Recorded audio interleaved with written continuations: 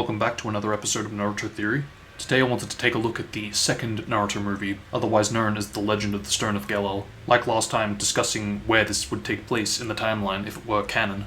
Now, unlike movie 1, this is a bit more cohesive with the timeline. For example, Naruto has Rasengan, and Sasuke is nowhere to be seen during this movie, of course not including the Psyche Plane moment, which basically indicates that Sasuke at this point has left the village. I've lost too many friends already, and I don't plan on losing you! And realistically speaking, movie 1 should technically follow this logic, but needless to say, I am still grateful that we did receive some Sasuke action from part 1 in movie form. In the anime, after Sasuke leaves, instead of wrapping up in the same way the manga does, the show goes on quite a big hiatus, going from arc to arc of pretty much nothing but filler content. Most are pretty skippable.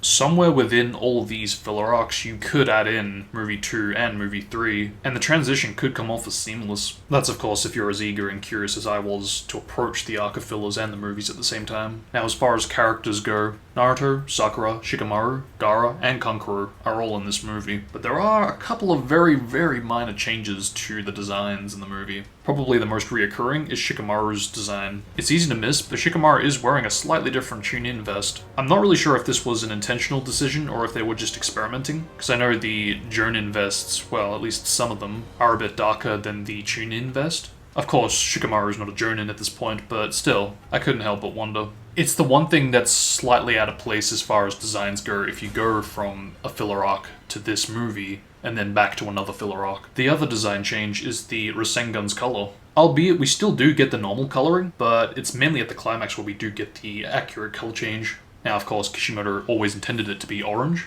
so this was a pretty cool way to see not just the Rasengan with its rightful coloring, but also on part 1 Naruto's design, because I believe we never actually got this on Shippuden Naruto. We got it for Akipuden Naruto in the Lost, but yeah, to my understanding, I don't recall ever seeing it for Shippuden Naruto. Aside from that, it could be the lighting, but I do feel Gaara's wardrobe is a little different. Of course, this is supposed to be the wardrobe he had when he battled Kimimaro, but I don't know. Again, it could be the lighting, something looks a bit different about it. But to me, the most noteworthy thing here is Shikamaru's vest change. Because unlike Gaara or the Rasengan, Shikamaru is a bit more prominent as far as these filler arcs go, at least in the design change. I can excuse the movie's coloring for the Rasengan because, again, it started as blue, so of course they wanted to stay consistent to that. Whereas here in a movie, they've got an opportunity to use its accurate coloring, and rightfully so. After the Sasuke retrieval mission fails, sometime after the events of the arc from episode 142 to 147, including the one-off 158, Shikamaru goes from having his normal Chunin vest to what we would eventually see in movie 2. It could be said that he wanted to get this change because he's still in reflection upon failing his first mission as a Chunin.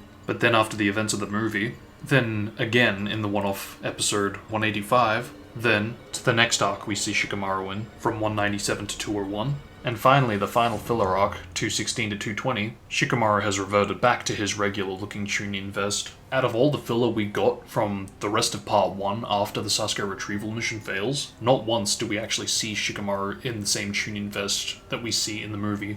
Which does make it a bit tricky where to roughly place this movie, because you really could put it in between any of the filler arcs here. With that said, I'm not sure if it was an OP or an ending where I saw Shikamaru in the movie vest, because I do recall at one point seeing Shikamaru in the vest he's wearing in the movie during the show, but upon checking all the episodes, yeah, I didn't come across a single episode where Shikamaru appeared in the movie vest. Again, yeah, it could have been maybe an OP or an ending, if not maybe just a quick flashback, a quick reflection of Naruto thinking of his friends.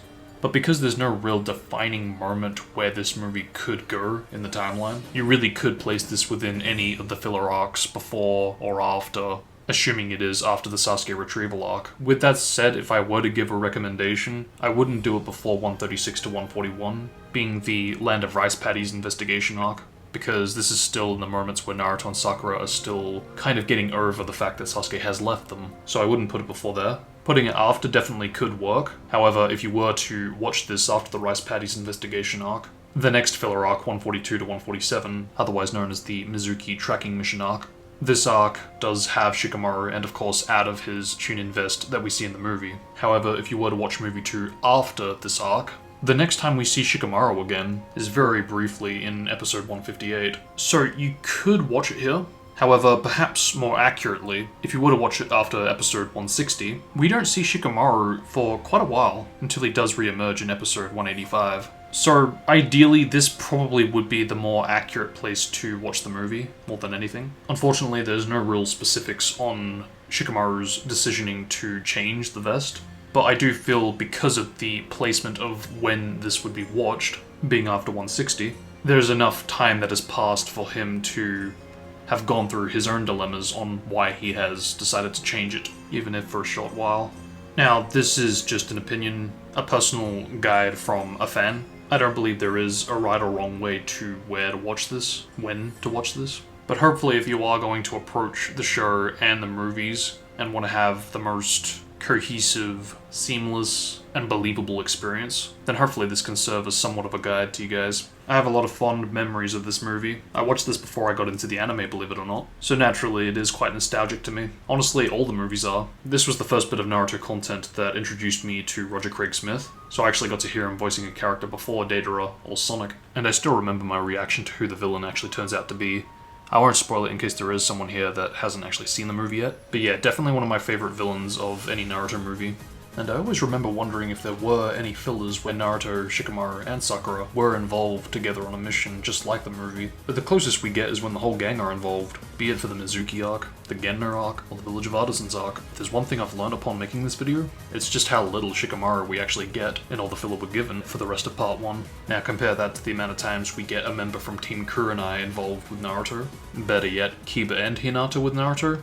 Yeah, there's a lot. I kind of wish we got more Kurenai in that respect, because of how little screen time she gets in Shippuden. But anyway, I hope this has shed some light on when this could roughly take place in the timeline if you were to watch the filler and approach the movies. Thank you so much for watching, hope you all enjoyed. Definitely like, comment, and subscribe. Stay tuned for my analysis on when movie 3 would roughly take place in the timeline. And remember, in the ninja world, those who break the rules are scum. But those who abandon even one of their friends are worse than scum. Later.